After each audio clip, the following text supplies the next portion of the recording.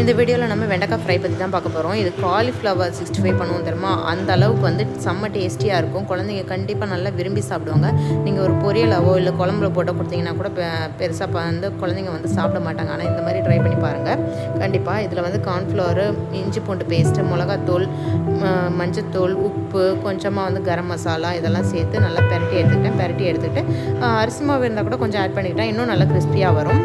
நான் வந்து அரிசி மாவு போடலை, இதில் என்கிட்ட இல்லை, அதனால் போடலை. ஓகேவா, அதோட வந்து நீங்கள் என்ன பண்ணுங்கள், கொஞ்சமாக வந்து தண்ணி விட்டு பிரட்டி எடுத்து நல்லா ஊற வச்சுருங்க. ஊற விட்டதுக்கப்புறமா கொஞ்சம் நேரம் கழிச்சு எண்ணெயில் இந்த மாதிரி போட்டு எடுத்துக்கோங்க. எல்லாத்தையும் மொத்தமாக போடாமல் தனித்தனியாக கொஞ்சம் கொஞ்சமாக போட்டு ஃப்ரை பண்ணி எடுத்துக்கிட்டிங்கன்னா நல்லா ஃப்ரை ஆகி வரும். செம்ம டேஸ்டியாக இருக்கும். உண்மையாகவே பெரியவங்களும் குழந்தைங்க எல்லாருமே வந்து ரொம்பவே ருசித்து சாப்பிடுவாங்க. நீங்களும் இந்த மாதிரி கண்டிப்பாக ட்ரை பண்ணி பாருங்கள். ஆயில் வந்து கம்மியாகவே விட்டு லைட்டாக ஃப்ரை பண்ணுங்கள். ஏன்னா வந்து அதிகமாக விட்டு ஃப்ரை பண்ணோன்னா கடைசியாக நிறைய எண்ணெய் தேங்கி நிற்கும். ஸோ இந்த மாதிரி ட்ரை பண்ணி பார்த்துட்டு எப்படி இருக்குன்னு சொல்லுங்கள்.